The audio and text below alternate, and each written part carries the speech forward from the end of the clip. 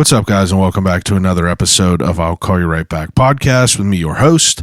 My name is Chad Medved, and welcome back to the show.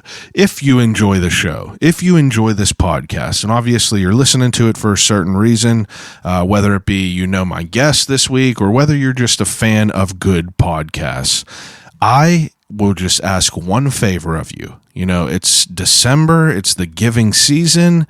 You know, if you could find it in your heart, please, if you have not yet already, hit subscribe on the podcast app and give me a rating and review. I mean, reviews are absolutely important whenever it comes to podcasting. Reviews are important whenever it comes to anything. You hear about a new restaurant, you look at a review. You buy something online, you look at a review. You know, I mean, if you enjoy the podcast, write it in there. Let me know what you like about it. It is a big help for me, and it is free. You know, it's free. So, you know, I don't charge for the podcast or anything like that. So, you know, if you're feeling kind, feeling generous, leave me some kind words, 5-star review, and that will go a long way. Another thing I wanted to talk about, Turner Dairy Farms, you know, one of the best brands to ever come out of the city of Pittsburgh. They have a brand new limited edition red velvet eggnog. And if you didn't know yet, it's nog season. I said this before, I'll say it again. November to January is nog season. Turner's has a regular eggnog, and Turner's has this brand new limited edition red velvet eggnog. I've had it. It is crazy.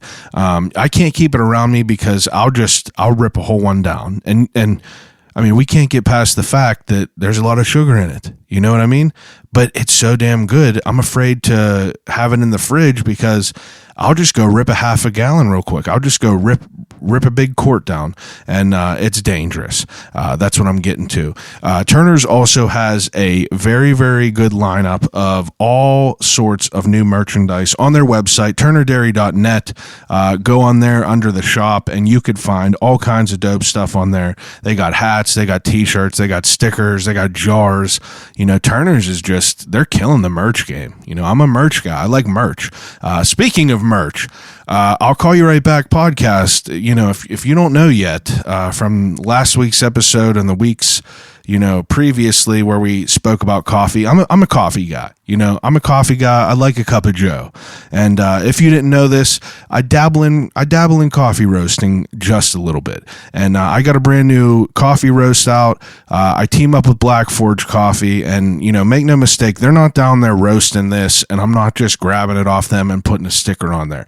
I am in the trenches, you know, spinning knobs, you know, trying out the coffee. You know, I'm in there. You know, I'm in there. I got boots on the ground. This is handmade by your boy, hand roasted, and I got 2 blends right now. I got a Christmas Spirit blend, which is a blend of a nice medium roast and a nice dark roast. Mix that guy up, toss it in a bag, toss a dope label on it, and you got a quality product. I can't get past that. And I also have a very limited run of another roast that I did that's just a straight dark. You know, I like a dark coffee. You know, it's jet fuel. I love it. And I got a couple of them. So if you are a coffee fan, slide up in the DMs, and I'll get you a bag. You know, $20. You know what I mean? That's all it is. I ain't waxing anyone on prices. $20 for a boutique, detail-oriented Saka fine coffee beans. $20 bill, slide in the DMs. That's all you. All right, so it's December, all right? It's December. And me and my wife are in the process of moving, so I have to address this before we go on. We are in the process of moving. You know, we're closing on a house next week, and I'm really going to try to be able to keep the podcast coming each week, but I might take the last 2 weeks of December off. You know, it's going to be chaotic. You know, I'm going to be moving, and I don't want you to feel any type of way about it. If you're a weekly listener to the podcast, God bless your heart, and I appreciate it. And I just, I want you to know I might be taking a couple weeks off just to get into my house so I could build up a studio a little bit and come correct. You know what I mean? But we'll see how we go. We got to see how it goes. This whole house buying thing has been nothing but a pain in the ass. It's just a very, very, if you ever bought a house, I'm sure you know all about it. But I'm annoyed with it. I just want to get in the damn place, and I just want to, put my roots in the ground. You know what I mean? Or lack thereof, whatever. I just need to get in there. I need to get out of this apartment, and I need to move in there. And I feel like the next few weeks are going to be a little bit chaotic. We got Christmas coming up, holidays. It's insane. But so just bear with me. Bear with me. If I miss a week or two, it's for a good cause. I'm working hard to get a nice studio going in this new spot. And I'm going to try to, I'd like to bring in video. I'd like to bring in video content. That's my goal for the new year. And December, all these episodes, I'm trying to gauge them towards, the holidays in the December. So, which brings me to the main point of why everyone is here. This week, so I got to preface this. I know this is a long intro, but I feel like you got to, I had to preface some things. So, I feel like, up until like 7 or 8 years ago, everything about December was Merry Christmas. In movies, in schools, schools have Christmas parties, you got Christmas sweaters, you got all this shit that is just like directed towards Christmas. And maybe it's just because that's what I was aware of, but I felt that up until, like I said, 7, 8 years ago, I don't know the exact time, don't quote me, but other holidays were not recognized at all, really. Maybe I just wasn't paying attention, but I feel like I didn't know anything about any other holidays besides for Christmas. If it's December, the malls are popping with Christmas decorations, but, slowly you started to see Merry Christmas morph into Happy Holidays, which, it's kind of sparked my curiosity over the years. Like, I'm not a smart person. I never really paid attention, in school or like, Sunday school and shit. So like, I know of other religions, obviously, but like, I don't know the stories of their tradition. So like, whenever I see the term Happy Holidays, I started to think, what other holidays are around Christmas that like, are incorporated into that. Like I said, we hear Merry Christmas, but if they're saying holidays, there's more of them. So I know that Hanukkah is a holiday in Judaism, and that's probably my second, that's what I know besides for Christmas. I know of Hanukkah. I've like I said to my guest, Rabbi Jeremy Markiz this week, the only thing I really knew about Judaism is what I've learned from movies and, Adam Sandler movies and music. That's a very crude representation. And I told Jeremy this, and he was a great sport this week. So, in the beginning, I wanted to talk about Hanukkah. I wanted to do an episode about Hanukkah in many words or less. I'm rambling a little bit, but I wanted to talk all about Hanukkah, but I realized that, Hanukkah really is just, part of, it's just a small part of the story of Judaism. So I reached out to Boaz Frankel, and I asked him if he could, refer me to a younger rabbi that could let me bounce questions off of him. And Boaz immediately was like, I got a guy right here. He played D&D before. I'm a D&D fan. He's a younger guy, and I think he'll be a great person to talk to. So I hit up Jeremy. I pitched him my idea. I was like, hey, I would really like to just, learn about Judaism. I would like to, find someone who I could, ask questions to, but maybe they're not the most, like, shined up questions. They're very like, I don't know the right terminology. I don't know what I'm saying.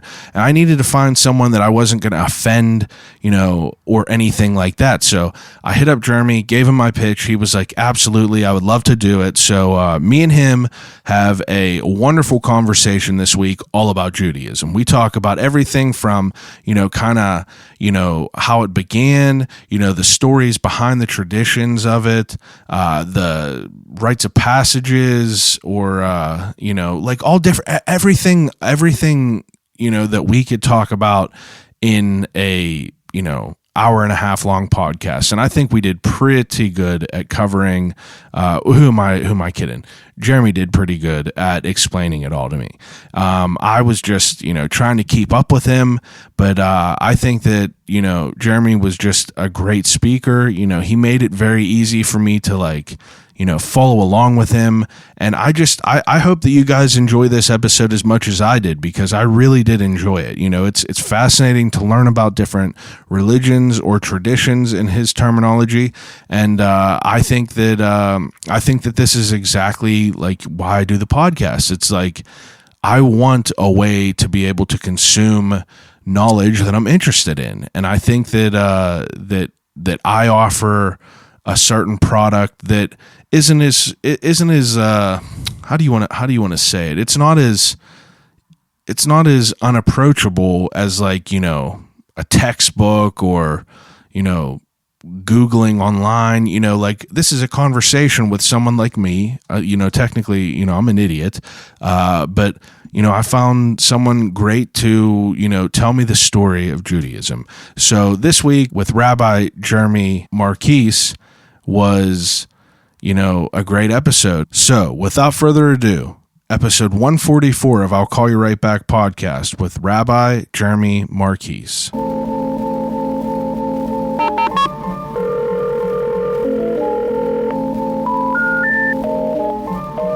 I gotta use the telephone. Hello?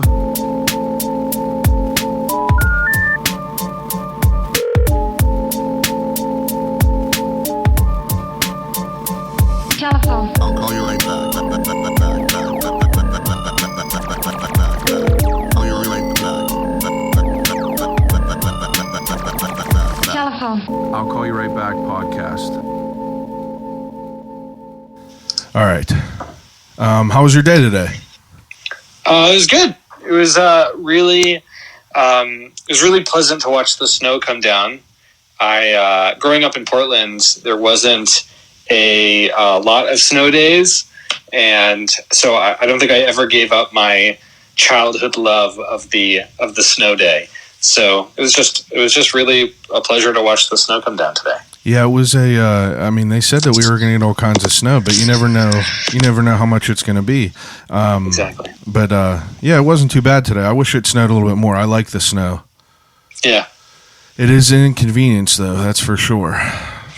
That's true. So now just to give everyone listening like a brief summary of kind of what the episode is and kind of how it came to be is I reached out to you because I was curious about Judaism and everything that goes along with it, and a person that I interviewed on here before, Boaz Frankel, he was nice enough to put me in contact with you, and here we are to learn about to learn everything in one podcast. At least try to. At least. I love it. There's a great story in the Talmud in which a rabbi is asked, "Teach me all of Torah on one foot," and the answer is, "Do not do to others what you would not done to yourself. The rest is commentary. Now go study." Jeez. That's pretty, now, last night I was talking to you, a goal of the podcast was kind of trying to, educate people that might not know much about it in an hour and a half podcast. And, if I had to ask you, what is the core value of it in a whole, I feel like you just gave me the answer. It's yes and no. On some level, yes, it's nice to have everything sort of buttoned up into one nice little statement. But the truth is that Judaism is really complicated. We are not held together by a particular set of tenets or a creed of some kind. But Judaism and the Jewish people are interconnected very deeply. And what I mean by that is Judaism is a civilization. It includes music and culture and a sense of peoplehood and a place, and religion comes as a part of that. And so it's hard to pull the sort of Judaism as religion away from Judaism as people. And so it's sort of hard to define what is Judaism, other than, in some sense, the manifestation of, the Jewish people. And so it's a tough question, truthfully. Yeah, I think. Sorry, go for it. No. I mean, I feel like it is a hard question. Like the first thing I ask you is, what is? Tell me everything about it in a short couple sentences. But I know that's, you study your life. You were telling me last night. It's like you wanted to learn, and like it's an endless amount of knowledge to learn and to, educate yourself on. Absolutely, Judaism is a thousands and thousands of years old tradition, starting from the building and destruction of two temples in Jerusalem, all before 70 CE, right? So Jews, we don't use BC and AD, because those are very Christian. We use BCE and CE. So in the last 2,000 years is really only the sort of second half of our history on some level. So it's fascinating to sort of dig back and try and understand 2,000 years of the Jewish tradition as it has evolved, and it's fortunately or unfortunately, no one person can learn it all. Yeah, and all we can do is sort of scratch our particular curiosity and learn the things we're interested in. There are a lot of things that are shared in the sense that most of the Jewish world thinks X, Y, and Z things are important to be studying. So, the Tanakh, the Hebrew Bible, and Torah, the 5 books of Moses, as a part of that, is central in Jewish life. We read it, 3 times a week. Every Saturday, we read from the Torah scrolls, and at the same time, the Jewish tradition evolves out of a rabbinic approach, rabbis being a group of teachers who first came together in the years 100, 200, 300, 500, and created a associative, intellectual, exploratory tradition that we are experiencing the evolution of 2,000 years later. Yeah, that's interesting. That's definitely an interesting thought to think about. It's heavy. Everything about it is, any sort of. Now you were saying. I have to just preface this whole podcast with whoever listens to it that I'm terrible with terminology. I might not know the right way to say things or. Anything like that, but it comes from a good place. It comes from a place of genuine curiosity, and I just feel that I have to preface that because I don't want to, I don't want to like come off as disrespectful the way that I say things. You know what I mean? Absolutely. Look, as I was telling you last night, Judaism is a tradition rooted in questions, and so there's really no question you can't ask in the Jewish tradition.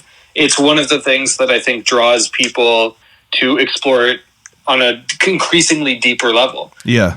Because you can always ask, well, why is that? Or where does that come from? Or how do we know? And there may or may not be an answer.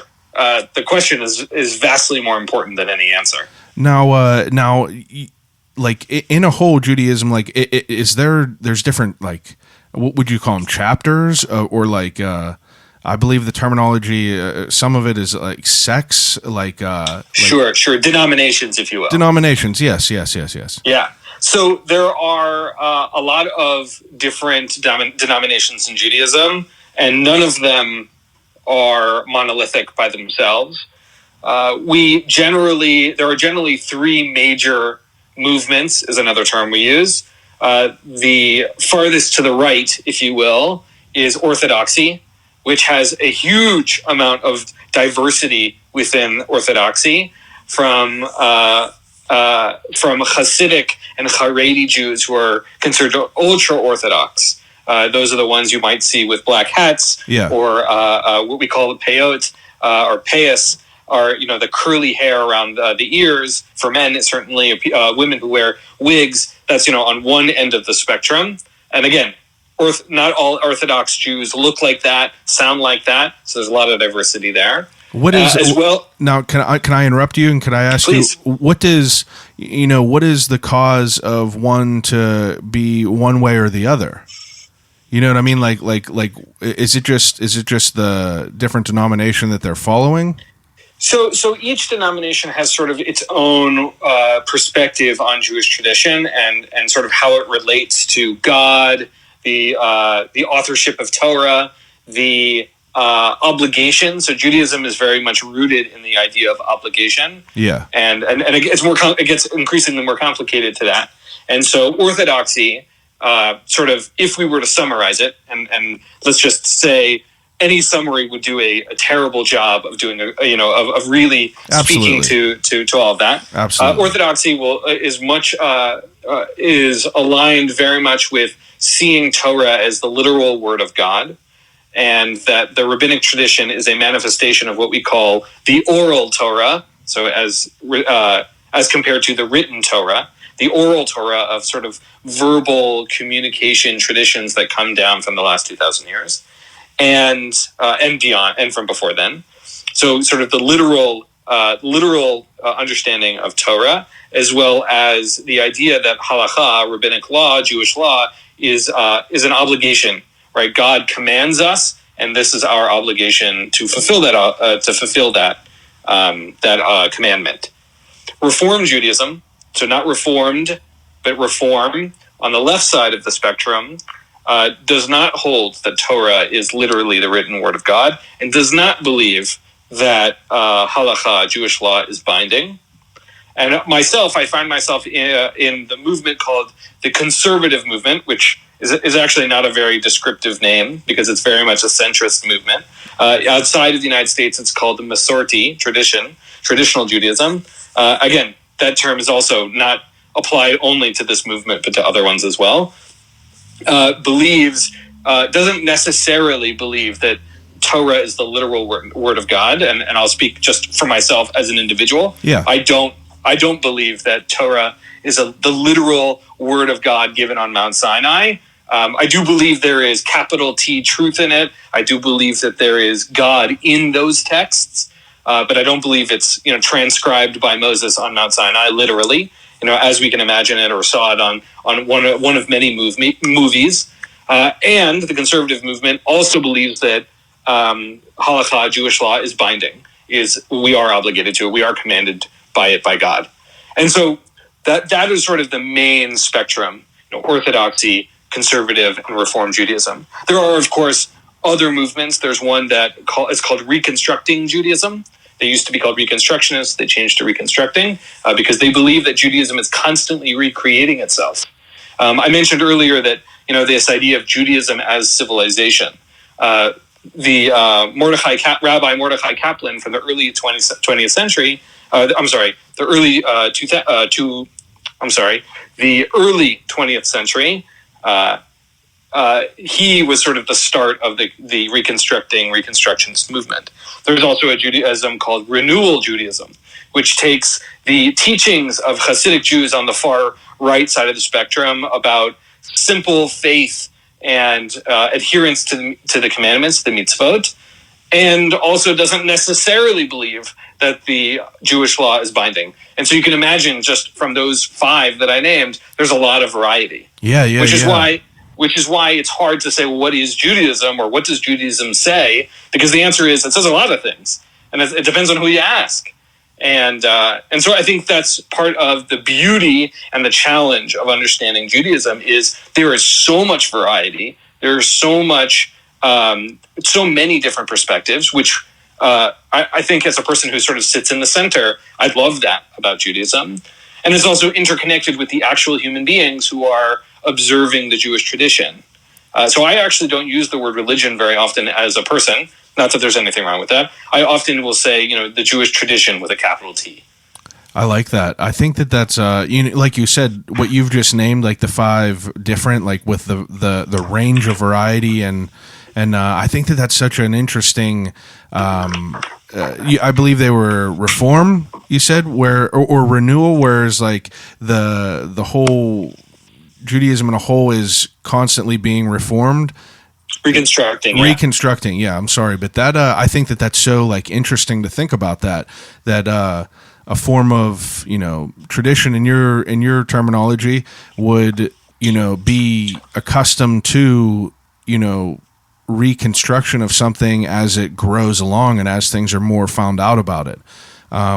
It's just an interesting thought. Now, could I ask, like, what is the view of someone who might not be who might follow another religion? Like, is there other gods in Judaism? Because I know in Catholicism, one time I was in Sunday school and I asked a question about a different god, and I believe that I was in probably like 4th grade, and I asked my Sunday school teacher about Zeus. I was in 4th grade, and she like scolded me and told me that like there's no other gods, like just scolded me, and it kind of like always like I would always stuck with me the way that like she said things like that. So what is like the view of a different religion outside of Judaism? Is there, is it only my God and that's it? So it's an interesting question. So Judaism has had different answers to that over time, right? So the movements that I named before are only a few hundred years old. Yeah. Right. They're not even the movements that have existed for thousands of years by any means. They're sort of responses to modernity. So with that in mind, if you look at a close reading of the Bible, of the Torah in Hebrew, you will find that God is sort of the top God, right? That there are other gods in other traditions, but our God is the top God. Yeah. Right. That's sort of, if you were to read it very literally, understanding the Bible in its own context. That view has very much evolved, and modern Jews in general would say that there is only one God, force of nature, universe kind of, again, God is already, by trying to define God, we already sort of fall into a trap. A rabbi, Maimonides, from 1,000 years ago said, the only descriptions of God we can do are what's called negative theology, which is we can only say what God isn't, right? God isn't the table, right? It doesn't tell us what God is, it just tells us what God isn't. That's interesting. So I think for most Jews today, the other traditions, right, other religions might call God a different name, but that ultimately it's all the same thing, I think, is how most Jews would describe that. So, for example, Muslims call God Allah, and that, for me as a Jew, as an individual, that's not any different. We use a different name. We might have a different relationship with God, but that it's fundamentally the same divine. I don't even want to say being, but sort of the same divine force. Yeah. That's interesting. That's interesting to think about. Just things that I was curious. I've been thinking about what all these questions to ask you the last probably 48 hours. So it's a lot for me to think about, to like kind of wonder, because my mind can go deep off into it. But now, go ahead. I think one of the challenges of having conversations around faith and religion is the starting point. Absolutely. Right? And so we all start with a certain set of assumptions, which may or may not be applicable to other traditions, right? So I think, for example, and I've had wonderful relationships with pastors and reverends as colleagues and as close friends. And, one of the things I've learned about Christianity, for example, is how important faith as a central concept to the religion is, which that whole concept does not apply to Judaism. Right? Yeah. That doesn't say one's better or worse, but it's really important to think about, what assumptions am I bringing to the conversation at any point, right? Not just you and I, but whenever we're trying to understand someone else better, right? Yeah. What assumptions are we bringing to the table? Yeah, that's it's interesting, the whole topic of discussing religion. It's always you hear the saying, like, don't discuss politics, don't discuss religion, because they're two controversial things that people live and die over. And it's such an interesting thing because, that's also why, like, it took me a minute to try to, find the right person to be able to want to do this podcast that would be open to, these very ignorant questions on my end and, kind of entertain, the mind of someone who doesn't really know too much, but and I just have to say thanks ahead of time for that. Now, really, my pleasure. We all start learning from somewhere. Yeah, we definitely all start learning from somewhere. Now, can I ask, like, what's Judaism's view of the afterlife, if there is one? I have no idea. So there are a lot of answers, as you might imagine, as we've now learned about Judaism. Yeah. There are a lot of answers. For the most part, Judaism spends very little time talking about what happens after we die or some sort of messianic, end time, or usually in the Jewish tradition, the phrase is called Haolam Haba, the world to come. And there's sort of no distinction being made between whether or not that's an afterlife or whether that is some sort of messianic period where, the dead are revived and things like that. So those things exist in the Jewish tradition, sort of a messianic period, this sort of raising from the dead. I don't think they mean like zombies, but something more along the lines of a sort of, a re-giving of life on some level. Yeah. I think so there are a lot of answers in the Jewish tradition that sort of come up. My favorite one of them is that the world to come, the sort of, not again, the afterlife is not a term that we use, but sort of the world to come is like an academy, as a yeshiva, as a study place, and that everybody will be studying Torah together, which of course is sort of silly. And I just love the image of being able to sit down with Moses and ask some serious questions and to sort of study the text together. Now, whether or not that's sort of literally true, I have strong doubts, but I love the image. Yeah. Another piece where it shows up in the tradition is it asks, there is a section in the Talmud that asks, what will you be asked upon death when you are being judged by God? And the first question is, were you honest in business? And there are a number of other questions, but that first one is so telling about how that particular rabbi saw the afterlife as a real assessment of who you are as a person. Yeah, I love that. That's so interesting. Were you honest in business? Yeah, but at the end of the day, the Jewish tradition is absolutely much more, almost 99%, much more interested in how you are living right now than what your existence may or may not be like after you've died. It's much more interested in how did you treat the people around you? Yeah. How did you support community? How did you create a more just and mercy-filled world? That's the question. Those are the kinds of questions that Judaism is interested in much more than what happens after we die. It's not that it's a bad question, but the Judaism spends very little energy really trying to answer it. Yeah, I love that. I think that's super interesting. It's interesting because like other like I grew up in a Catholic religion, and that's such like a everything is based on heaven, but I don't know, it all boils down to what you just said, like how were you, or what was the phrase that you use? What were you? How were you honest in business? Were you honest in business? Like there that's are other questions, but that's just the first I know, one. but that's such an interesting thing because if you like get deep into that, like that really is like a great just instance of telling who you are as a person.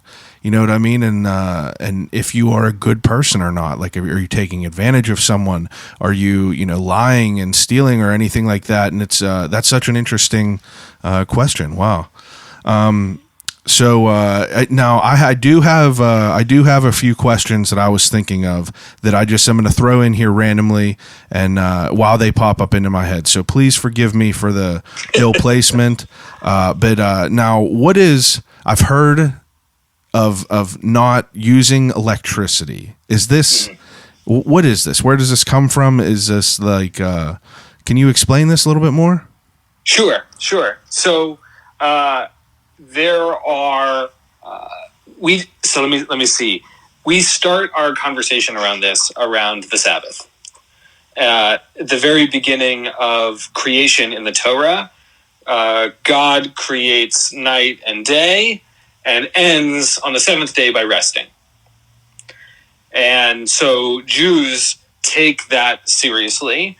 And so starting at night and then going to day, so all Jewish days start at sunset and end at nightfall. So it's a 24, 25 hour period. Yeah. We taking that rest very seriously, right? God rested, and so therefore we should rest. And that rest is defined as not doing certain labors. I use the word labor and very particularly.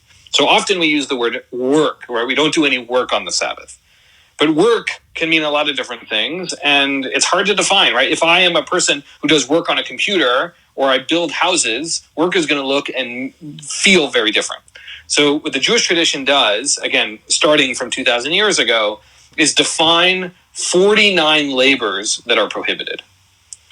One of those labors is starting a fire, and one is starting a fire and the other one is putting out a fire. You with me so far? Yeah.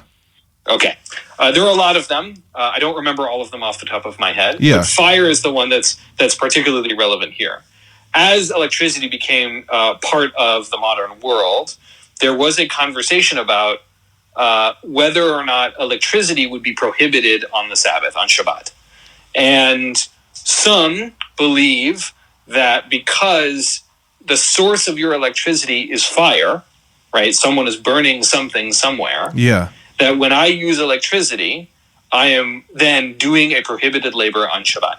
Wow. Some people, similarly, will say, well, if I turn on the light, it's basically burning the filament. Yeah. And therefore, it would be as if I am starting a fire. Yeah. And therefore, it is prohibited. Understandable with that. That's so interesting. But I will say that just like Jews in general, who are extremely diverse, right? There are Jews from and who live in every country in the world.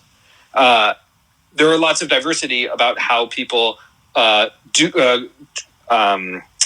Shabbat, right? Observe the laws of Shabbat. So for me, for example, I believe that using electricity is much more like turning on or off a faucet.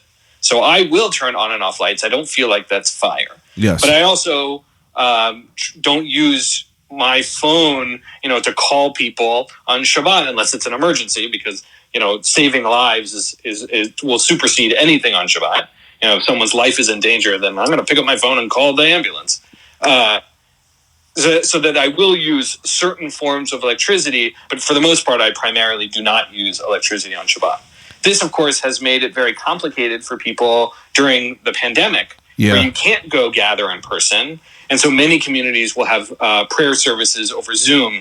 And so for myself, for example, I will set it up before Shabbat and then leave it alone and not touch it for 24 hours. Wow. That's interesting. Definitely interesting. I like how, like you could have just explained that, but I like the beginning of how you explain like the laws with the fire and everything like that. I think it's interesting to learn about that stuff. And I think for me, fundamentally, it's about how do we have a relationship to the world around us? What does resting really mean? Yeah. Rabbi Abraham Joshua Heschel described that 6 days we deal with labor and the creation and engagement with the world, and on the Shabbat, on the Sabbath, we rest. We don't worry about creating. We're just present. We're just being, and as a result, right, Shabbat becomes a very different space of how do I relate to my family? Yeah. How do I engage my heart, my soul, my intellect? And so, honestly, the gift of not using my phone for a 24, 25-hour period has been a lifesaver, just like a spiritual lifesaver. Absolutely. As we live in a world where we are attached to our smartphones, literally at the hip for some folks. Yeah, it's ridiculous to think about. It really is, because I find myself, almost addicted to my phone. I'm always, even whenever it's not ringing or anything like that, I pick it up and I look at it, and it's like, what the hell am I looking at this for? I'm sitting next to my wife here. Like I could just, just talk about things. And it's like sometimes I find myself looking at my phone, and then I'm like disgusted with myself, and I throw it away for a second. And it's hard to break away from it though, because we're so spoiled with this. Anything we want at our fingertips. You could learn about whatever you want. You can look up whatever you want, listen to whatever you want. And it's over years of having that, people use it as, they're so accustomed to having it that it's hard to, put it down for a second. It's an interesting thought process. Yeah, I think we all struggle with that, sort of engaging in the world we live in today, myself included. Yeah. It's rare that I will go very far without bringing my phone, even from moving from room to room. Yeah. And so that's one of the reasons why it's been a real gift to sort of leave it to the side, know that I'm not going to check social media, not that I'm not going to watch any TV, has been a real gift. It's a challenge. I'll certainly admit by the end of Shabbat, when it's Saturday night, all I want to do is sit on my phone. But I find it to be has been very meaningful for me as a person. It's good. It's good to do. Now, can we kind of rewind this a little bit? I'm curious on what were you like whenever you grew up as a kid? Like how did you get to where you are today? Like were you always, were you raised in tradition? Did you already have an idea that you wanted to do this? Can you kind of walk me through that? Sure, my pleasure. So I grew up in Portland, Oregon. I was born in Los Angeles. We moved to Portland when I was a kid. And I'll just say that very few people in my life are surprised that I'm now a rabbi. Even if I didn't always know it, I think many others did. I grew up in a family that took Judaism very seriously, but we weren't very halachically observant. We weren't particularly punctilious when it came to observing Jewish law. And so let me offer a framing that I think will be helpful. Certainly as we sort of imagine language and the diversity of Jews, which is, I like to use the term religious and observant to mean different things. Religious is what's happening in your heart. It's the relationship you have with God. It's the connection you have to the tradition. It's very emotional. It's very personal. Observant is very technical. It's, am I lighting candles at the right time? Am I saying the right words? Am I doing it as often every week for Shabbat, or am I doing it, once a month or every once in a while? Yeah. So my family was very religious in that definition. We took it very seriously. We had conversations at the dinner table. We were regular attendees at services, at prayer services, but we weren't particularly punctilious at following all the rules. So, I grew up eating pork and shellfish and things like that. I don't eat them anymore, but I certainly did as a kid. And you're not allowed to. You're not allowed to eat that then. Yeah, so there are a lot of dietary laws for Judaism. And I know kosher. I know the term kosher. Right. So kosher is or kashrut as a concept are the dietary laws. But we grew up as a very engaged family. My mom was a vice president of the synagogue. My father was president of the men's club at some point. I grew up at a conservative synagogue. Again, conservative is the name of the movement. Yes. And so I grew up very much a part of Jewish life, going to religious school, 3 days a week, and participating in youth group and things like that. Yeah. When I was 15 years old, I became on our sort of student board of our youth group, and I took it very seriously. I said, well, if I'm going to be a leader in any way, shape, or form, I got to walk the walk. I got to take this seriously. So I started wearing my kippah, or some people will call it a yarmulke, on top of my head. I went to public school, so I started wearing that every day. At public school, I decided I was going to start to keep kosher. And when you take on these major things, you take on a little at a time. So it wasn't like all at once, but I took a little bit on at a time. And my family was incredibly supportive and continues to be supportive because our observance levels don't look the same today, which is fine. Yeah. And everybody's on their own journey, and just because I like to keep it one way doesn't mean that they have to. And I'm excited to continue to celebrate holidays with my family even now, although we live far apart. So in high school, I took this stuff very seriously and started sort of my own journey of taking these things on. And again, we had conversations at the dinner table. What is the meaning of these ideas? What do the holidays mean? Are they, how can it be meaningful to me? Those kinds of things. And when I got into college, I thought to myself, I was this sort of super Jewish kid in high school. Maybe it's time to take a break. And of course, in my first term at the University of Oregon, I signed up for biblical Hebrew. So, you can see how well I did at finding my way away from Judaism. Yeah, so you were drawn to it. Exactly right. And it was in college that I realized that I had this very serious hunger to learn more text, to really understand the where Judaism is coming from. Why are we doing the things we are doing today? I ended up studying abroad in Israel for 6 months. And in college, I realized how much I didn't know and how much I wanted to know. And so I ended up going into rabbinical school to satisfy that hunger I had for learning. And there I realized how much I want to help other people find accessible ways to learn about Judaism, to discover things about Judaism that are meaningful to them. Whether people are Jewish or not sort of doesn't matter. Everybody's on their own journey. But certainly for Jews who want to delve deeper, I want to make that easier. For people who want to learn about Judaism, we want to make that accessible. At the synagogue I work here in Pittsburgh right now at Congregation Beshalom in Squirrel Hill, we run an Introduction to Judaism program for anyone and everyone who is interested in learning. So that my journey was very much around my own curiosity, my own sort of intellectual journey of understanding Judaism. And there are a lot of ways to access the tradition, to find ways my wife, for example, loves the music. If everybody is singing together, she's a happy camper. She was a summer camp Jew, and it's very meaningful for her.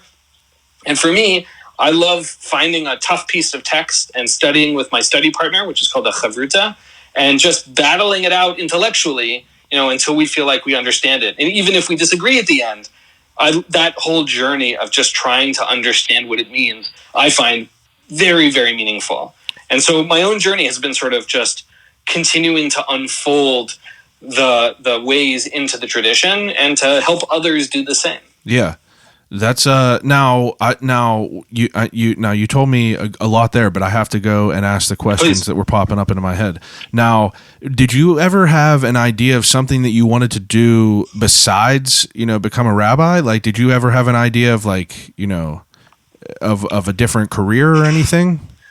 So I imagined when I was an early, freshman, sophomore in college, I had considered going sort of in a political route, political science. I had a political science minor in college after shifting it because I became a Judaic studies major. Okay. Excuse me. And so I was very much interested in solving problems. That's what I'm really interested in. How can we make life better for people?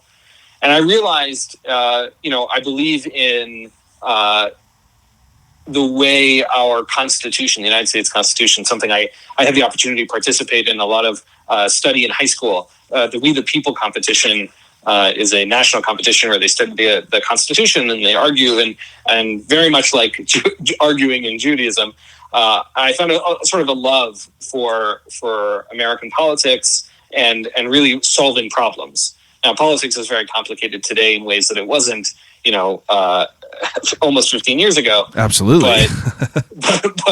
But I think that fundamental thing for me of how do I make people's lives better, more meaningful, make the world a more just place. Yeah, is something that I share in all of that. And I think, on some level, I'm an educator. That's the way I approach the world. I teach classes, and I want to help people understand.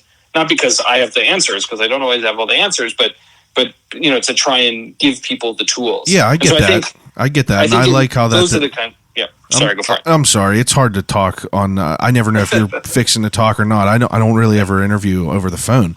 It's hard for me to adjust to it, but it's okay. No, all I was going to say is to answer your question of what else would I could have done. Politics, education are things that I was passionate about and am passionate about. And I found that for me, going down the route of clergy helps me still do those things. Yeah. Right. I'm still building relationships with people. I'm still trying to educate people. I'm still trying to help people. Trying to make the world a more just place. One of the most amazing things that I've been able to do in my time here in Pittsburgh has build relationships between the Jewish community and Christian communities. I have a close relationship with pastors. We just did an interfaith Thanksgiving that one of the pastors here in Pittsburgh and I worked on together.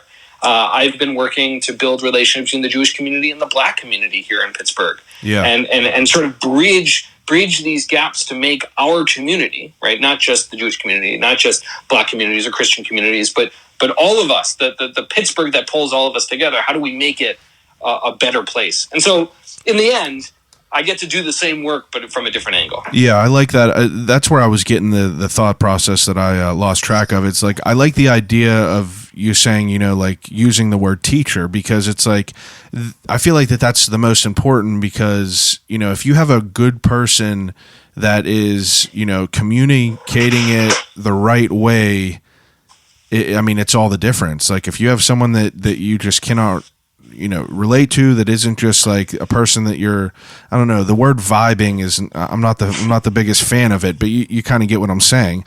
It's hard to, take anything from that, but if you have a good person in that position that knows the right way to do it, you're going to get way further than the other way. Right. As a rabbi, fundamentally, that title, rabbi, means teacher. Yeah. And so you hit the nail on the head. It's exactly right, which is the relationship between a student and a teacher, which is not defined by age or even knowledge, is a really powerful one, and can be one where power is implemented in a negative way. But we could also understand ourselves, even as teachers, as educators, as constantly learning, right? Every student that I teach, I learn that much more from. Absolutely. Now I know that, like I've heard of a bar mitzvah, can you walk me through like the, I don't know, what would you call them? Like life ceremony, rites of passages? Life cycles are, I think, the term we use in the business, if you will. In the business, if you will. Yeah. Can you, now can you kind of walk me through what there is? Like, obviously I know in Catholicism we had communion, we had confirmation. Is there something to kind of equate to that? Sure. Yeah. So I think fundamentally a life cycle is about transitioning from one status to another status. Right? I always describe it to people as it's a doorway. On one side of the door, you are in one status, and on the other side of the door, you're in a different status. So one example of that would be, on one side of the door, my wife and I were single individuals, and the life cycle is the wedding. And on the other side of the doorway, we're married, right? So a life cycle is about shifting from one status to the other. Chapters, if you will. I'm sorry? Something along the line of like chapters almost, like. Yeah. And again, everybody's on their own journey, so they're not always exactly, everybody's chapter doesn't look the same. Yeah. So I think for Jews, you're born, right? That's the first thing that happens to you. Yeah. And then there is a sort of welcoming to the community ceremony. For boys, that's called a brit milah, or colloquially a bris. And that is a ritual circumcision and a welcoming to the community as a result. There is not a ritual circumcision for girls, but there is a parallel ceremony called a simchat bat, the joy of a daughter. And those two things sort of welcome babies into the Jewish tradition. And fundamentally, they are about the covenant that we as Jewish people have with God. Now, everybody's got their own, I'm not saying better or worse than any other tradition, but for us, brit milah, the ritual circumcision, is literally translated as the covenant of circumcision. And so we draw that ceremony, that life cycle, from Abraham in the Bible, who circumcises himself at the age of 99 years old, and then ultimately his sons and his family, as a way of showing God that we are a part of God's people, of the Jewish people. And so that is how the Jewish story begins for a person, the Simchat Bat or the Brit Milah. Okay. At that point, the next sort of major life cycle is what happens are a bar or bat mitzvah, which you referred to, which happens at age 12 or 13. Between that point, the sort of expectation of the tradition is that you're learning. You're a kid. You're not expected to be responsible. You're learning. You're in the journey. You know, you're in school, or you're learning from your parents or your teachers or whatever about how to be a engaged Jew. At the age of 12 or 13, the term literally means a child of the commandments. Right, bar or bat means child of. Okay. Mitzvah is the commandment.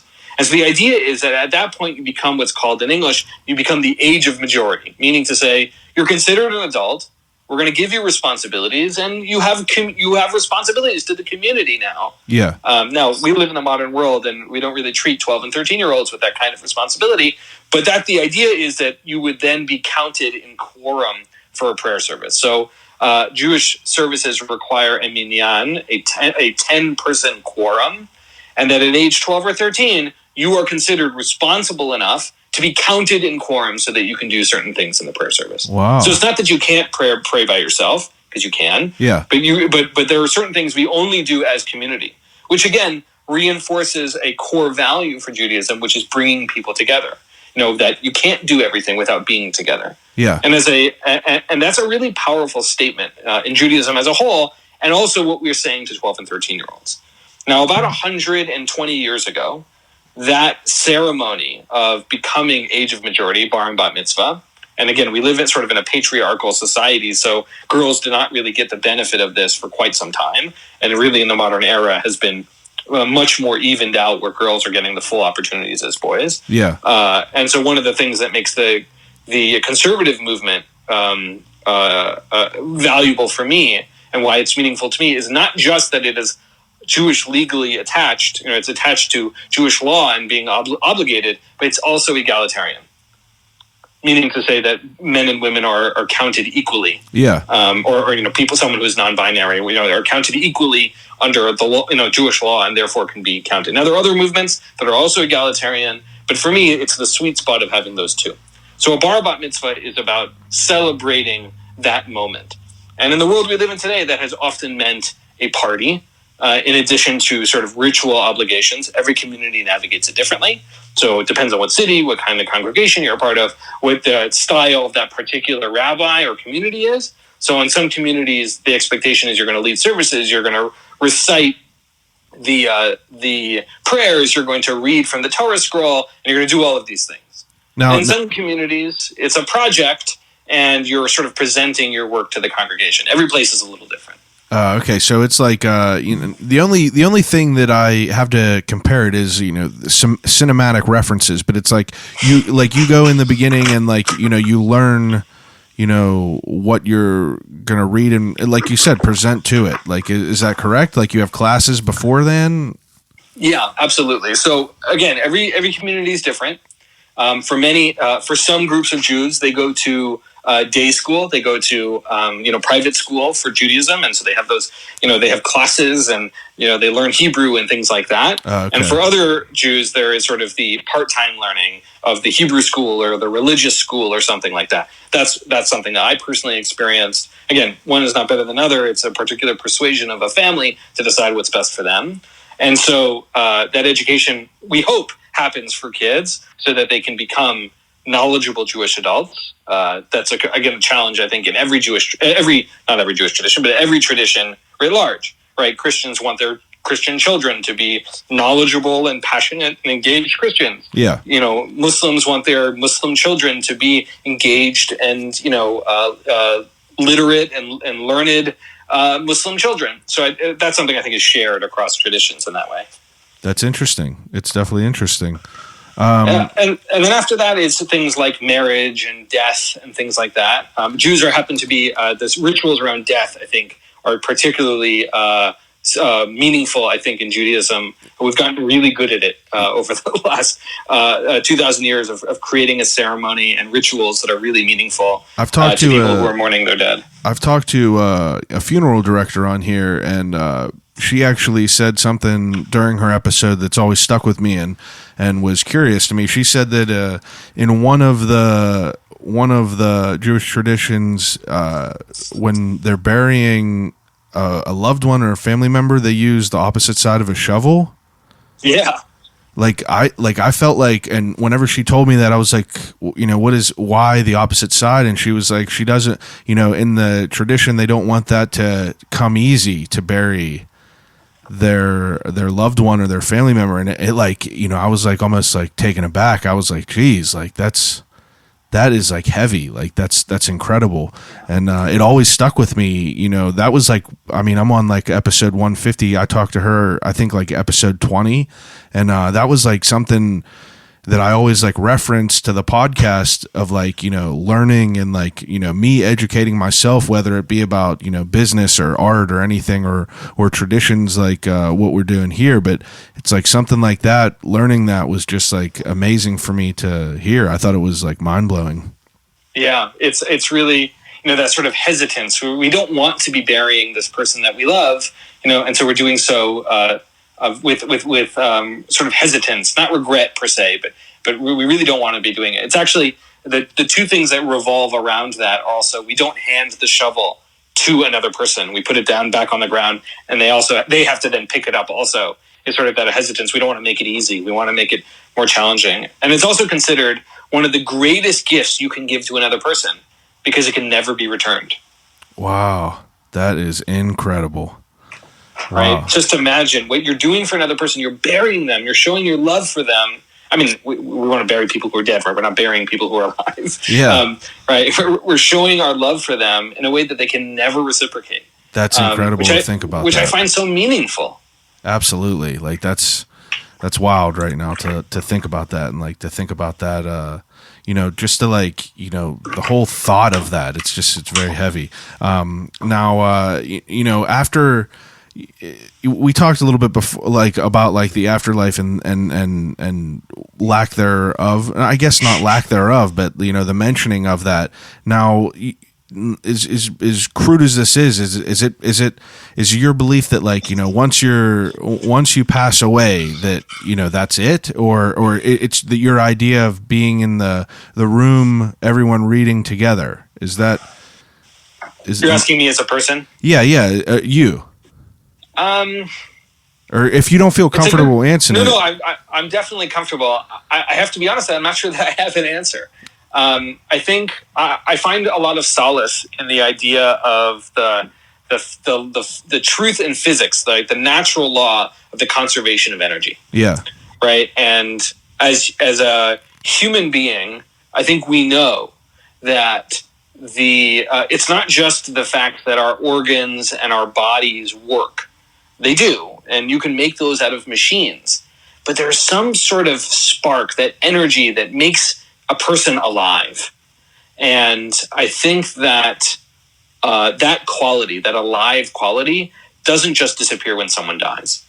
It is reabsorbed into the universe somehow. Right? Energy doesn't get destroyed or created; it gets repurposed, reunderstood, something again. Yeah. And so I find a lot of solace in that. So I don't know if my awareness will end upon death, and I will be eaten by bugs and part of nature at one point, or if my consciousness will be with my family and friends and studying and engaging with the divine. There's no way to know. No one's come back to tell us so much, and so I don't know. I don't know that I have an answer, but I try not to worry about it so much. It's sort of how I approach it. I think at the end of the day, I believe that something happens, that there is some sort of conservation of energy, and beyond that, I'm not sure. I respect that answer because I'm kind of on the same belief. It's like I feel like that there got to be something, but I don't necessarily know if I believe in what what I grew up on, but it's like, I'm not saying anything is less or more meaningful or not, but like it's me myself personally, I feel like there got to be something. But I like your analogy about like a body being like a machine. Like, we could build our organs, things like that, but there's something else in there that is making someone alive. I love that. I love that right there. But yeah, okay, it's the idea that we are greater than the sum of our parts. Yeah, like that's so interesting to think about. It's very interesting. Now, I have to press on with this because I feel like I could talk to you forever, but I feel like we have to get to eventually. I wanted to talk about all. I wanted to kind of learn about the whole process of Hanukkah. Like that was my original reasoning for hitting you up and like wanting to talk to you, but I just became fascinated by all of this in a whole. And it, we have a whole episode about, Judaism, and I love it. I love being able to learn about this, and I appreciate you like talking to me about all this stuff. My pleasure. Now, can you walk me through the process of Hanukkah? But and the reason that I felt that it was important in the beginning to talk about this is kind of like the same thing I told you yesterday. I feel that up into 5, 6 years ago, 7 years ago, people really were not conscious of different cultures, or not different, but like being conscious of other people. It was always just a Merry Christmas. Everything you've seen on TV, Merry Christmas. Anything in school, Merry Christmas. But the last however many years that people, terrible as term as it is, but became more woke, people say happy holidays now, and that's got me curious about Hanukkah and like the tradition behind it and the reasoning behind it. And I would love if you'd be able to just kind of walk me through that. Sure. My pleasure. So let me say one thing by introduction. Absolutely. Which is I think it's important. What you named is I think important. To recognize when we are in the majority in a culture versus a minority in a culture. Right. So as a Jew, I've always experienced no one paying attention to Jewish holidays. Right. So for example, as a country, we take off for Christmas. Yeah. The most important Jewish holiday, and Easter. The most important Jewish holidays are in the fall for us, in September and October. I've always had to get special permission to miss public school because my minority holidays are not recognized. Muslims spend a whole month fasting for Ramadan, and we don't get off for school for them. So I think it's important, and again, I say this as a cisgender, heterosexual man, that I'm also in the majority and a lot of times, and it's so valuable to, like you have done, to say, okay, well, how can I expand my perspective and understand someone who's having a different experience than me, whether they are of a different gender or a different sexuality or a different race or different tradition or religion. So I think that's a really good thing. And so that's what I wanted to sort of say by introduction. So Hanukkah is an interesting holiday and sort of rises in our attention because of its proximity to Christmas in America. Yes. Right? So it's not considered a major holiday. Well, what are the major holidays in that you were mentioning before in the fall? Yeah, so our sort of the holiest days of the year. It's a whole season, but the 3 days that are most important are the holidays of Rosh Hashanah, which is the New Year, and Yom Kippur, which is the Day of Atonement, and those are 10 days apart in the fall. And the Jewish calendar is a lunar calendar, so it moves, depending on the year, back and forth. But those are considered our holiest days of the year. We have important holidays like Sukkot, which comes right after Yom Kippur, and it's a holiday where we go outside and we celebrate. It's like sort of a very Thanksgiving-esque holiday. It's about gratitude and joy, and we get to be outside and we build little huts, things like that. And then I would say the next major holiday is Passover. In the spring, where we celebrate the story of the Exodus from Egypt. And that's where we have the Passover Seder. But interestingly enough, the most observed Jewish rituals, according to the Pew study, and Pew is a organization that does surveys, the Pew study of Jews in America, it's probably about 10 or 15 years old now, discovered that the two rituals celebrated most often are the lighting of Hanukkah candles and the celebration of Passover at home. And particularly because those rituals are things that we can do on our own. Those are things we can do from home. And so Hanukkah is primarily celebrated by the lighting of the Chanukiah, the menorah, the candelabra, depending on which language you want to use, in the window.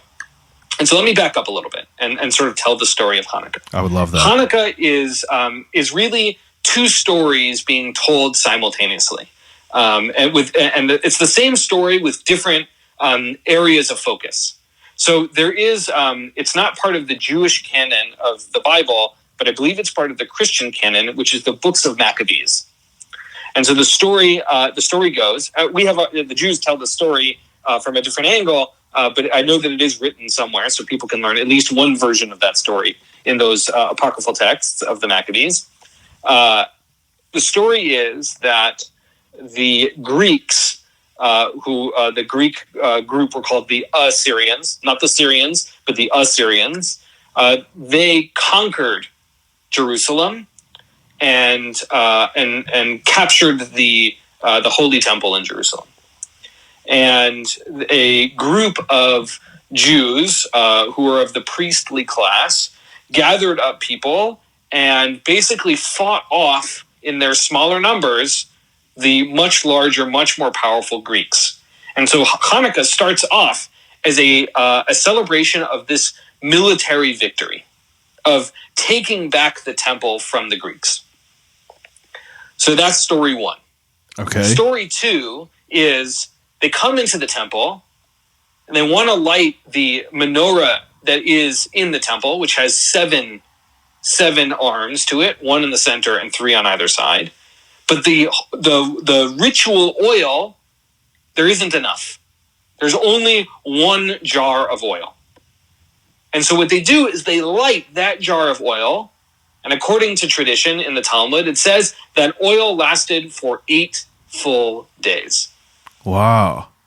And so the second story is the miracle of the oil, of the celebration that the oil lasted not 1 day, not 2 days, but all 8 days. And so let me just pause for a moment to talk about why those two stories are important.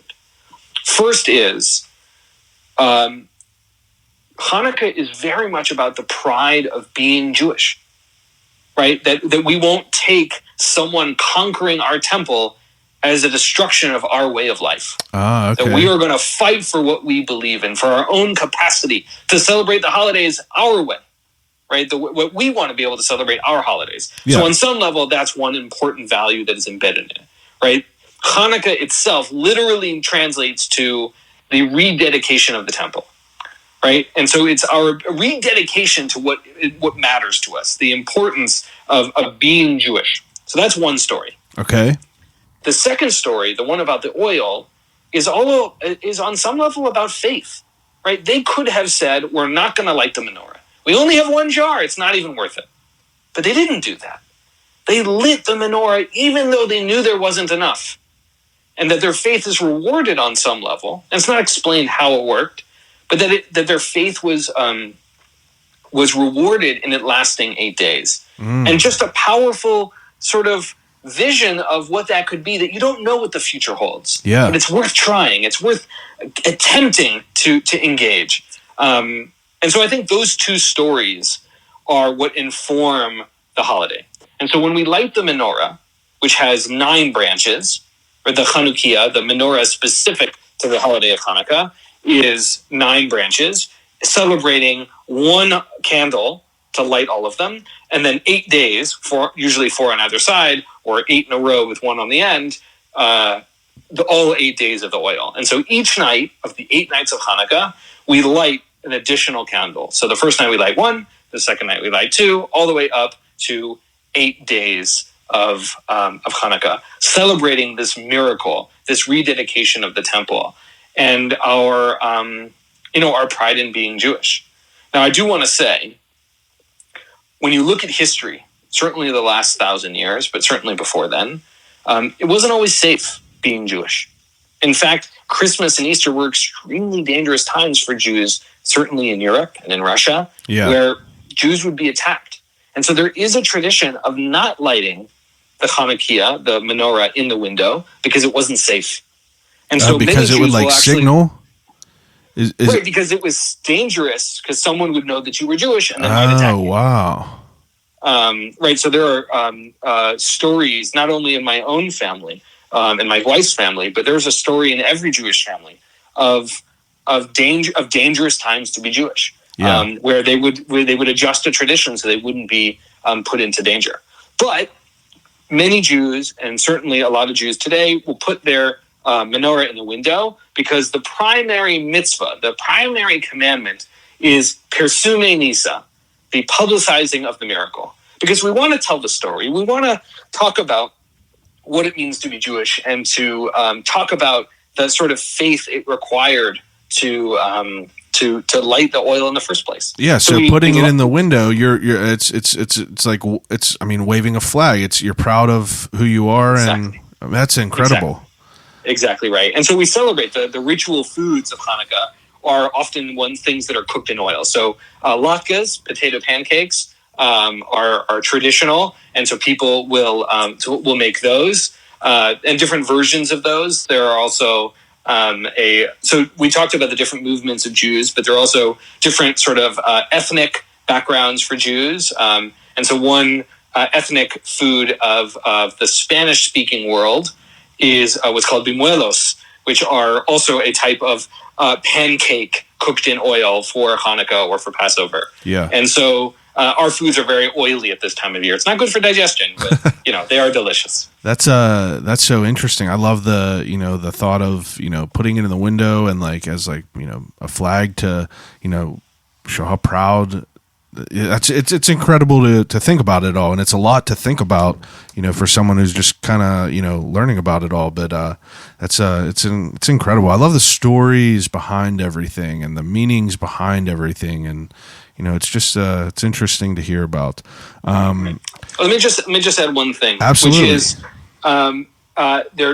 there's one other there are two things I want to say. The first is the other tradition that many people will have seen, or the game with the toy dreidel. Dreidel, yeah. Now, right. So dreidel is a top, and the top has four sides, and each side is actually a word. The letter is on each side is a word, and it spells a sentence. And the sentence is Nes Gadol Haya Sham. If you are living outside the land of Israel, a great miracle happened there, right, in Israel, in Jerusalem. And in Israel, they have Nes Gadol Haya Po. They have a different letter. They said a great miracle happened here. And I'll just share as a side note. In rabbinical school, we had to live in Israel. We studied in a school in Jerusalem for a year. And I lived near a tomb of one of the priests from that family.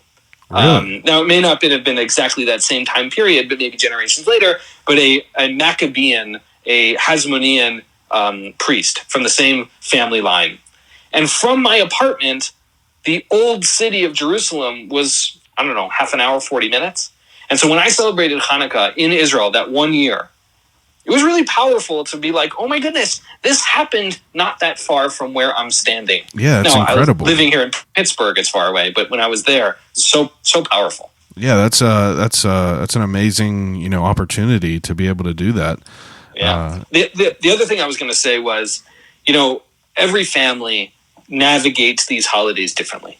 Right, so some people buy presents, some people don't. Some people have their own foods and their own traditions, their own stories that they're telling about these holidays. And so I wanted just to point out that just because I've described those two sort of primary values that I see in the story doesn't mean those are the only ones. Absolutely. That every family is going to be managing and navigating these holidays in a way that fits them. And so I just wanted to sort of put that out there, that those are sort of some core values, but they're not the only ones. Right? I feel like that everyone that's listening to this has to understand that that you don't speak for everyone. And, definitely not. Yeah, so it would be naive of someone to this isn't. I don't know. Yeah, it's understandable. Now, another thing that I meant to ask you about before. Now, kosher. I know that this is random off topic. I don't want to keep you all night on here, but I could talk to you forever. And we still got to get to the ending segment. But so kosher. Can you explain what that is? I know that you said that that's the law, but is there like is that a loaded question? Is that really a long drawn out explanation, or? I think I can do this in a succinct way. Okay. So kashrut, the concept of keeping kosher, is a dietary law. Okay. In the sense that it is, you could say it's about intentional eating. And there are two categories of that intentional eating. One of them is about the foods themselves, what you can and cannot eat because of the ingredients. And the second is about the utensils, silverware, flatware that you use, cookware, all the things you're doing to prepare that food. So on the food side, on the actual ingredients, these laws come from the Torah, where the Torah tells about foods that are clean and unclean. And in the Torah, they don't mean like they're unclean as in dirty, but that they are appropriate or not appropriate. And that's really what the word kosher means. Yeah. It literally just means appropriate. And again, everybody should do what's right for them. So foods that are as described in the Torah and sort of understood through the rabbinic tradition, pigs, right, pork, and shellfish are not permitted. Fish are considered not meat but neutral, right? So there's meat, there's dairy, and there's neutral. Yeah. Fish can only have fins and scales for me to be appropriate to eat them. So things that don't have fins and scales are not appropriate. So catfish, I think, has fins but no scales. Right? Oh, so and they have to have both. They have to have both. Right, it's got to have both. Exactly. Okay. For large animals, mammals, they have to have split-toed hooves, and they have to chew their cud. So that's cows and sheep and things like that. Wow. So that's one part of it. Birds there's a certain list of birds we can and can't eat, and all of these animals have to be slaughtered in a way that is a kosher way. All right, so it's not that there's no blessing over the animal and then it's kosher. They have to be slaughtered in a very specific way in order for them to be kosher. So if I go to the store as a person who keeps kosher, I can't just buy any beef. I have to buy kosher beef because it has been killed in a way that is kosher. Now, if you're going into a Giant Eagle, do they have kosher beef there? Yeah, so many stores have kosher food. So Trader here in Pittsburgh, Trader Joe's and Giant Eagle both have kosher. I don't know if I've ever noticed parts. it. I don't know if I've ever read it and noticed it. Yeah, so many products in the modern world have what's called a hechsher. Hebrew is a root language, so hechsher has the same letters of K, SH, and R, right? Hechsher and kosher. You can hear the similars. Yeah. That hechsher is there are many hechshers from different institutions who all will certify a product to be kosher. Oh, wow. And so it's meant to be helpful for people who are buying them. Some people trust some kinds, some people don't trust other kinds. There's a lot of politics that comes with those kinds of things. Yeah. but like a food item, like a broccoli, doesn't need a hechsher. It doesn't need to be any certified because it's a vegetable. Yeah. So on one side is the food element. Where is the food coming from? Right, and some people will just read the ingredients, and if the ingredients are fine, then they're comfortable eating it. Again, I'm trying to describe the various diversity of ways that people do it. On the other side is the product, how things are cooked. So there is a tradition of you not eating milk products and meat products together. Oh, wow. Right, so no cheeseburgers, for example. And the idea is that we are not mixing life and death together. Now, of course, it becomes increasingly complicated because I wouldn't, technically chicken parmesan, right? Chickens don't produce milk. You would think that would be okay. Yeah. But the rabbis say it's too close to meat. It's not allowed. Although fish is considered to be neutral. So, whether people agree or disagree, that's certainly how the tradition has landed. And so what we also do as a result of that is we don't, for many people, they will keep separate sets of dishes so that they don't mix milk and meat by accident. Oh, wow. And And so, if you don't mind, I'd like to tell a joke. Please. It's very niche. So if the audience doesn't get it, it's really okay. It's probably just a terrible joke. So Moses and God are having a conversation. They're looking over the Torah together. Right? God's giving Moses the Torah, and God says, what it actually says in the Torah is, "Don't boil a kid in its mother's milk." So God says to Moses, "Don't boil a kid in its mother's milk." And so Moses says, "Okay, we don't eat milk and meat together." God says, "Don't boil a kid in its mother's milk." And Moses says, "Okay, I have to keep separate dishes." And God says, "Don't boil a kid in its mother's milk." And Moses says, "Oh, I got to wait, 3, 4, 6 hours between eating meat and eating dairy." And God says, "All right, what? Do whatever the hell you want." In the Torah, it says, "Don't boil a kid in its mother's milk," 3 times. And Jews have interpreted those 3 instances to mean you can't eat milk and meat together. You have to keep separate dishes, and that you have to wait between meat and milk. And on some level, the joke really goes to inform how interpretive the Jewish tradition is. Wow. Right? We're not taking, right? It's not just about boiling a kid in its mother's milk. Yeah. It's about what we're learning from that. And not only are we learning from it, that the fact that it's repeated 3 times is teaching us 3 different things. That is just sort of in a moment how rabbinics and Jewish tradition work. Is it's very interpretive. In the Bible, for example, and you'll forgive me for going slightly off topic, it doesn't tell us often what people are thinking. And so, or explain how things work. And so the rabbis have a tradition called midrash, which is a very interpretive tradition of explaining how did it come to be. And you'll find midrashim, different midrashes, that disagree with each other. Yeah. And so I think one of the ways that we can think about that is rabbinic fan fiction. And so I think on some level, it's important to understand that the rabbis of the last 2,000 years have interpreted and reinterpreted and reinterpreted and reinterpreted for every generation all of these things, trying to make Judaism, relevant and applicable in the modern era. Right? We talked about electricity before. Yeah, absolutely. Right? The rabbis of the Talmud didn't have electricity. They can't talk about it. So we have to reinterpret the laws for ourselves in the modern era. That's a really good point to think about. It's like, they didn't have it back then. So how could they interpret it, what they would have thought about it? Yeah. Exactly. So the joke, in some level, is about that. And on the other side, when we talk about kashrut, we live in a modern era where foods are produced very differently than going down to the farmer at your local market and picking it up from the person who grew it.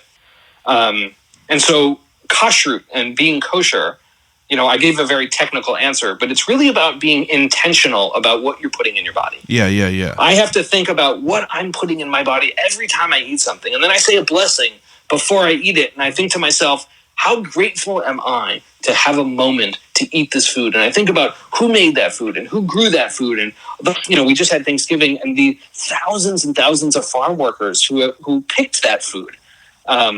So I, in some sense, we can have the very technical answer of kashrut as, what foods can I and can't eat. Yeah. But on the other level, it's about what is my relationship to what I'm putting in my body. Yeah. Like being intentional about it. That's exactly. It's very interesting.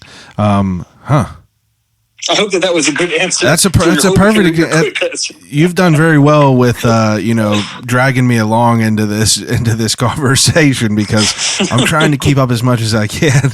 But it's just so interesting, because it's like I'm not silent after you finish a thought because I don't have anything to say. I'm silent because I'm like thinking about that. Like, geez, like that's very interesting.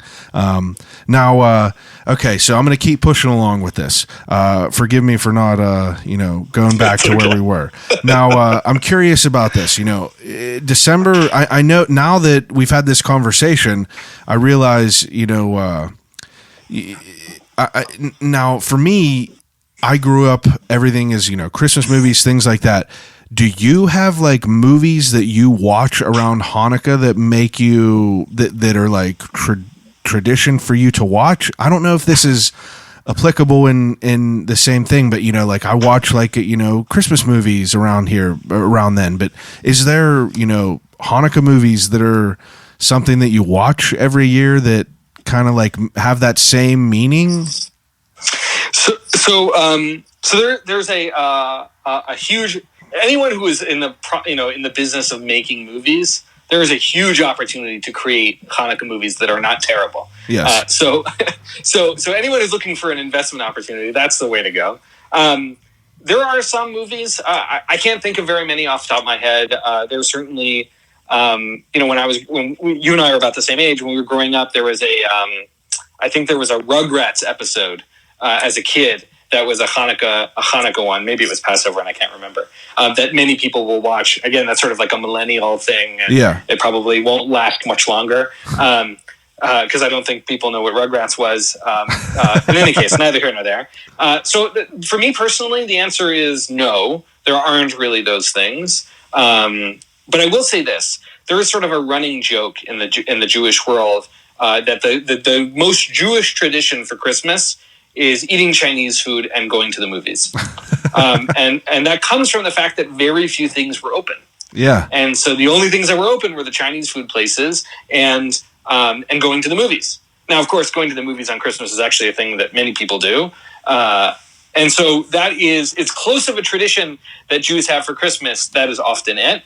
And so, I mean, we don't have any kosher Chinese food places here in Pittsburgh, but when I lived in Los Angeles, we would definitely go to the Chinese food restaurant on Christmas and get food. Again, living in a major city like Los Angeles, there are things that are open on Christmas, but I would say is sort of the American cultural tradition about about Christmas, which again is not exactly the answer to your question, because there aren't really great Hanukkah movies. Yeah, I mean, part of that. It's terrible for me. The only thing I could think of is, the only movie that I know of personally is terrible as it is 8 Crazy Nights. Like, that's the only thing. And like, what is that to you? Like, is that not necessarily a mockery, but is that like what do you think about when you watch that? I mean, I have to admit that I'm sure I saw it a million years ago, and I could barely remember the plot of it right now. Yeah. But so I don't think it's a mockery. I think that I think that there has been sort of a lack of attention paid to movies around Hanukkah, and part of that is because it's not considered the most important holiday. Now, I want to be clear: for many Jews, this is a very important holiday, and I'm not saying that it shouldn't be an important holiday for them. Yeah. Certainly, in the Hasidic tradition and the ultra-Orthodox, there is a strong tradition of Hanukkah being a very spiritual time. It's a light in the darkness, right? You're lighting lights, candles at the darkest time of the year, right? So there's a lot of symbolism there. Yeah, it's an amazing story. Right. So the question is, where should we be putting our resources? Maybe a Passover movie would be a better use. Okay. So I think part of it is about understanding the cultural context, right? Which is the only reason Hanukkah is getting a lot of attention is because its proximity to Christmas. Yes. So whether or not a Hanukkah movie is the best investment is tough to say. But I think a particularly entrepreneurial person might find an opportunity. Look, we also know that there are, I think I read somewhere that there are 29 holidays from like 15 different traditions at this time of year. I would love to see movies about Hindu holidays and Muslim holidays. Yeah, I would love it. There's a huge opportunity to learn from and with our neighbors. So me personally, I'm not sure that I need any Hanukkah movies, but I'm sure I'm only speaking for myself. I'm sure that people would love Hanukkah movies, Adam Sandler or otherwise. Who knows? The world's a funny place. Yeah, it definitely is. Okay, now what else did I have to just ask you before we get to this ending segment? I don't know. I think I've berated you enough about Judaism a little bit for one night. Now, can we change the topic a little bit and Please. get to this ending segment, and then I'll leave you go. And again, I can't thank you enough for entertaining my ridiculous questions. The more ridiculous, the better. You don't even understand how nervous I was to talk to you about this, just because I don't know if I'm going to come off as an asshole or like someone who's disrespectful, because I don't mean it to be, but I just don't want to sound like an idiot. You know what I mean? So let me say this because I think it's important, and it's important for your listeners. Absolutely. Which is, I think we are often afraid to ask well-intentioned questions. And I think most of the time we can tell when someone actually cares about the answer. And when they don't know the right words, I think most people, not Jews, I'm just talking about most people, we can be forgiving of someone who asks us a question that that's not worded right, but is real and is meaningful and has the right set of intentions. And so I would offer the sort of unsolicited advice to every person who's listening to this, which is, if you're curious about something, find someone to ask, and ask honestly, and you will almost always get a real and honest answer for someone if you really care. 2,000%. 2,000%. So I think you have done a service, not because you've had me on and we're having this conversation, but to be a model for people to say, you know what, I should ask that question. Because I can tell you, anyone could ask me any question, and if they really want to know the answer, I would love to have that conversation. And so, and I can imagine almost anyone feeling that way. Now, of course, we have to be conscientious of people's comfort and sensitivity, but I think if someone is asking with a good intention, it's hard to get angry. Exactly, and I'm thankful for that. Okay, so the ending segment that I do with each guest is called Desert Island Questions. Everybody gather up, please. I think this is a perfect opportunity for all of us to participate in some really intense, psychologically revealing conversations. So we're going to be playing Desert Island. Desert Island. Desert Island. Desert Island Questions is whenever I give each guest 3 categories to take with them on a desert island to exhaust until expulsion. So if you're on a desert island, all right, Tom Hanks cast away, you're on a desert island and you have a chance to take 3 movies with you. Do you have 3 movies that you would take with you on a desert island? Or TV shows, whatever you want, anything to watch. I'm a huge fan of Futurama, the cartoon. Yeah, Futurama. So right off the bat, I would take that. Okay. I really love the Wes Anderson movie, The Darjeeling Limited. It's sort of a silly movie. I don't know if I saw that one. It's about these 3 brothers who are going sort of on a spiritual quest in India.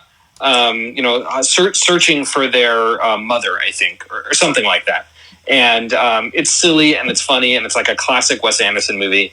And I always find that I love that movie. Okay. So those are the first 2 answers. Okay. And this is a tough one. I think the third answer would have to be.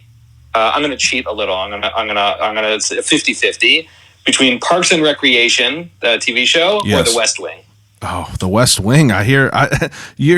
So I was camping the other weekend, and someone brought up The West Wing, and they were like, "Man, it's one of the best shows of all time." And I was like, I don't know if I've ever watched that. Isn't Martin Sheen in there? Martin Sheen plays the president. Yeah, and in fact, I think it's on Netflix now for another few weeks. I think it leaves on Christmas. So if people really want it, they have Netflix, they can watch it. But I think it's a fantastic show. Aaron Sorkin is a fantastic writer and imagines a politics of a different era. All right. Now, those are good. I mean, those are good choices. That's a good variety. Okay, so the second category that I give each guest is 3 books to take with you on a desert island. Do you read? Yeah, a lot of reading. Okay. 3 books. That's hard.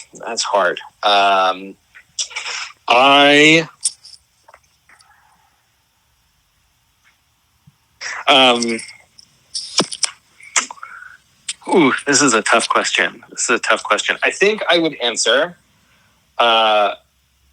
Abraham Joshua Heschel's book, Rabbi Abraham Joshua Heschel's book, The Sabbath. It's a really, really short book, and it's all about that shift in headspace of what the week looks like versus the Shabbat, the sort of resting.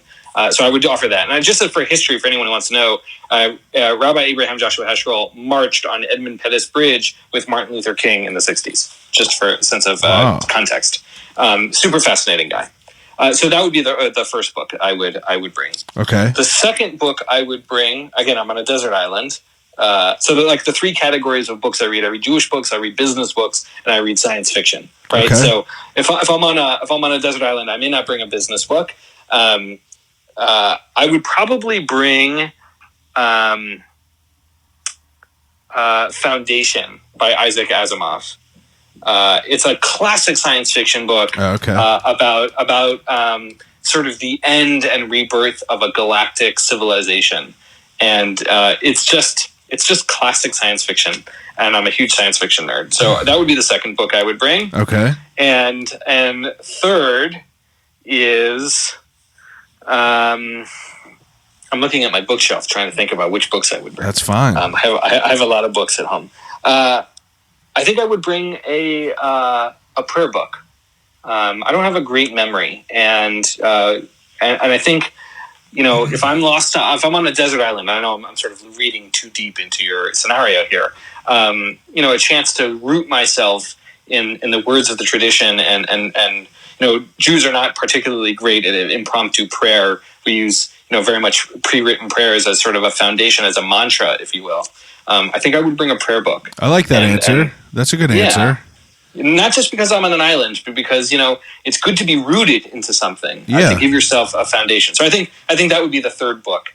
I have to tell you, I'm surprised at my own answers at this. But go on. Well, that's why I asked these questions at the end. That's why I didn't tell you about this yesterday, because I didn't want you to have to I don't want people to think about I need to have a good answer. Usually if I say desert island and I come up with these questions, it's whatever pops into your head, and that's usually what it is. Okay, so the third category and the last category is 3 things to listen to on a desert island. So if you could pick 3 CDs. Well, right off the bat, I would bring a greatest hits of Jimi Hendrix. Oh, that's fantastic. I'm a huge Jimi Hendrix fan. When I started playing guitar in high school, that's sort of the vision. I was never I wasn't never that good, but that's all right. Jimi Hendrix is my man. Guy's an animal. I would exactly right. So I bring a Jimi Hendrix album. I would bring a Bob Dylan album. That's good. I'm a huge Dylan fan. And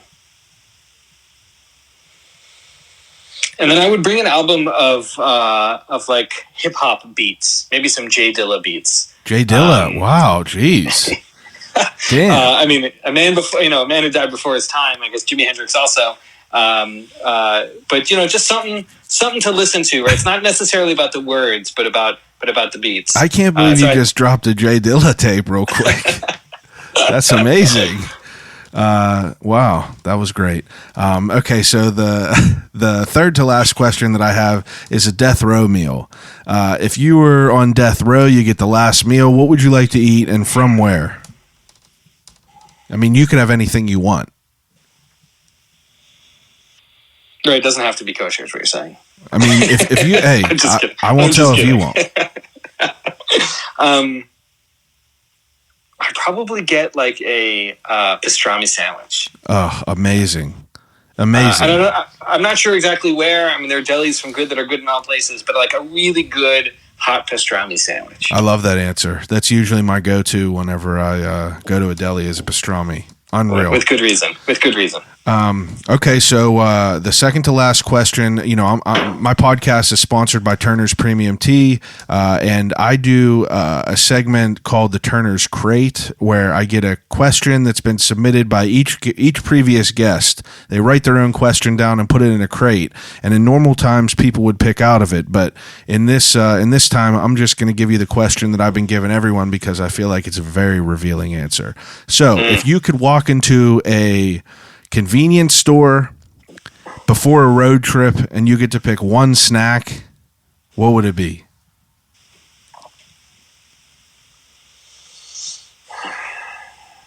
It's a hard question. Probably the hardest one that I ask.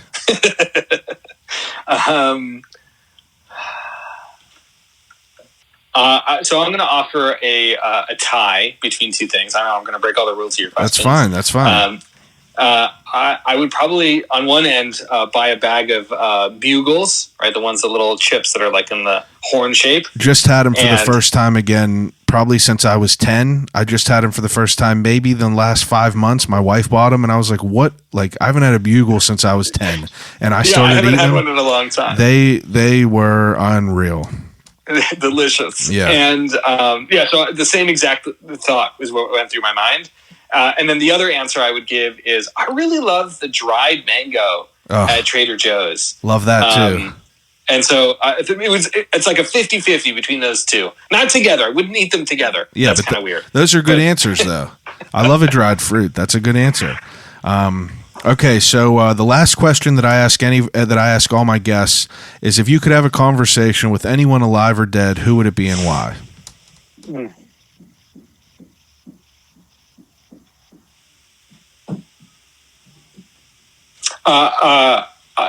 So I'm going to give a really, really niche answer, but I'm going to explain it by way of story. That's fine. Go ahead. If that's okay. Absolutely. And as is already clear, I'm a nerd in a lot of different ways. Science fiction, Judaism. I'm a big nerd. You get into what you like. That's fine. Exactly right.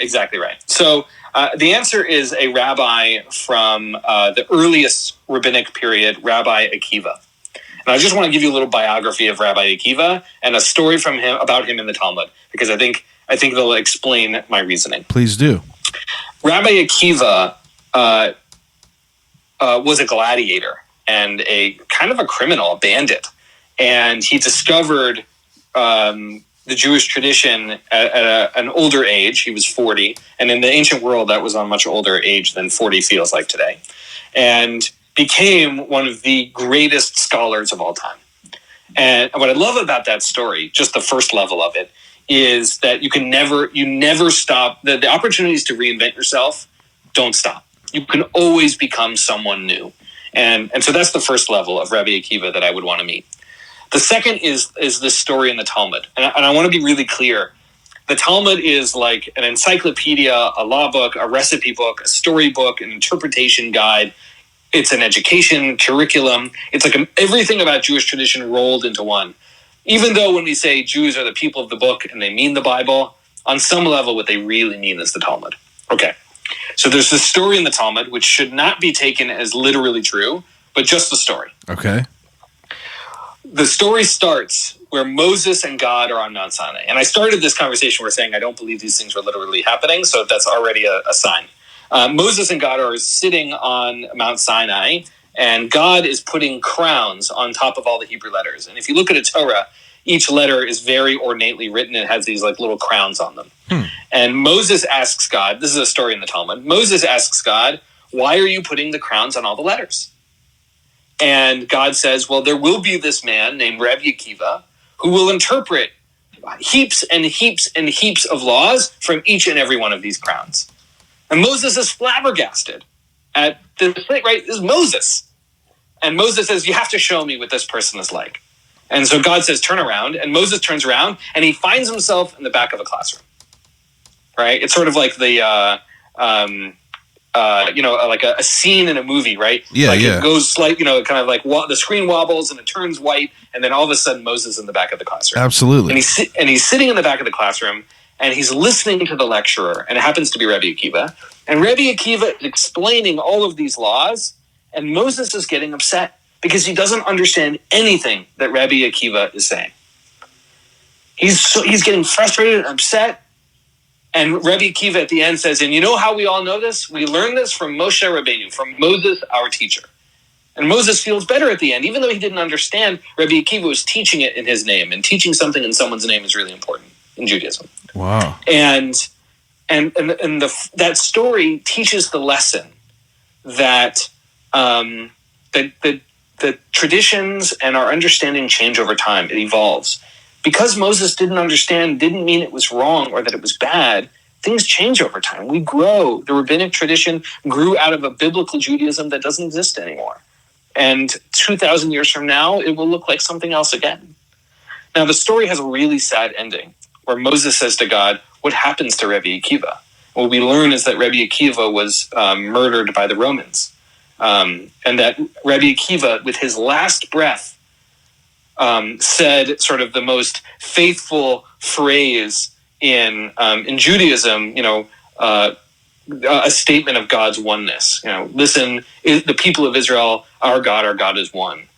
And Rabbi Akiva then to me becomes this faithful, reinventive, brilliant scholar. Yeah. And I feel like there would be so much to learn from someone like that. And so I know this is a long story to answer your simple question. No, I love it. He's just a fascinating person and character. And, of the millions of people I would love to meet, I think he would be a fascinating person to sit down with. I think that that's a fantastic answer. And I think that, I hear all these different people tell me their different answers of who they would speak to if they had a chance. And you hear everyone from, a regular actor or something like that to an answer like that. And it's, I thought it was fantastic. I thought you did a great job. And I'm someone that could talk forever. I started this podcast because, there's not really an opportunity in today's world to just go up to someone randomly somewhere and just sit down and talk with them for almost 2 hours about certain things. I can't go up and grill a funeral director for 2 hours about what they do and not be considered a weirdo. So this podcast is kind of like an opportunity for me to, like you said, kind of expand my horizons and kind of like learn different things and try to gain some perspective from someone else, someone different than myself. We all have different lives and we all end up in different places, and it's interesting to hear how someone talks passionately about their main focus. And I just wanted to say thank you for taking, your time out tonight on your day off and, just talking with me about it. Someone completely random that you've never met. You're a pleasure to talk to. You're a great speaker, and it's obvious that you could talk. And I just want to say thank you. Thanks, Chad. It was really a pleasure to be here. Well, if there's anything, this is usually where I tell people to promote their business or, their Instagram handle or anything like that. But I mean, if there's anything that you would like to, promote, maybe, I know you said you teach classes, intro classes. I mean, anything you would like to promote. Yeah. So people can follow me on social media at Rabbi Markiz. So Rabbi, Rabbi Markiz, Markiz. So that's on Instagram or Facebook or on Twitter. And then I have a newsletter where I teach a little thing about the weekly portion of the Torah every week. It comes out most Thursdays. Sometimes it's a Friday, where it's a Substack. So it's Rabbi Markiz, RabbiMarkiz.substack.com. And people can check me out there and, get a little bit of taste of Judaism in their inbox every week. That's amazing. And I just, again, thank you so much for taking the time out, and I'll post everything in the description below for everyone, and for everyone else that's listening. I appreciate it as usual. Always a pleasure to see the numbers go up every week, and to you, Jeremy, thank you for taking your time out tonight, and I'm sure we will be speaking again. So thanks for listening, and I'll call you right back.